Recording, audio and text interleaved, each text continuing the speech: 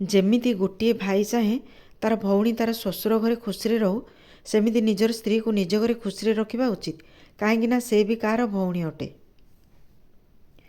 ଅନ୍ୟ କାହାର ଝିଅ ଆମ ଘରର ବୋହୂ ହୋଇଥାଏ କିମ୍ବା ଆମର ଝିଅ ଅନ୍ୟ କାହାର ବୋହୂ ହୋଇଥାଏ।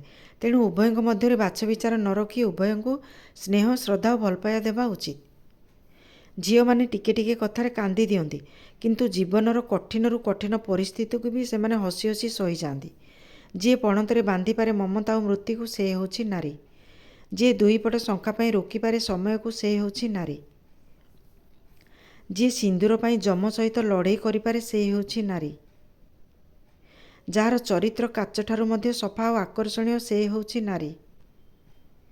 ଯିଏ ଝିଅ, ଭଉଣୀ, ସ୍ତ୍ରୀ, ବୋହୂ ଓ ମା ହୋଇଥାଏ, ସେ ହେଉଛି ନାରୀ।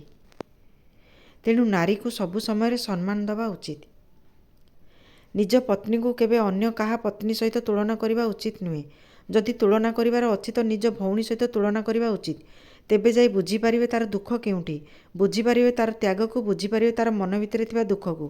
ଝିଅଟି ଛୋଟ ଛୋଟ କଥାରେ କାନ୍ଦି ପକାଏ, ଏ କଥାକୁ ସମସ୍ତେ ଲକ୍ଷ୍ୟ କରିଥିବେ, କିନ୍ତୁ ବଡ଼ ବଡ଼ ସମସ୍ୟାକୁ ବି ସାମ୍ନା କରିବାର ସାଥ ଦେଇଥାଏ। ପ୍ରତ୍ୟେକ ଝିଅମାନଙ୍କ ପାଇଁ ତାଙ୍କ ବାପା କ'ଣ, ଏକଥା ସେମାନେ ହିଁ ଜାଣିଥାନ୍ତି। କାରଣ ସବୁକିଛି ଭୁଲି ନିଜ ଝିଅର ଭୁଲକୁ ବାପା ହିଁ କ୍ଷମା କରିଥାନ୍ତି। ସେ ଭୁଲକୁ ନା ତାଙ୍କ ସ୍ୱାମୀ ନା ତାଙ୍କ ସମ୍ପର୍କୀୟମାନେ କ୍ଷମା କରିଥାନ୍ତି।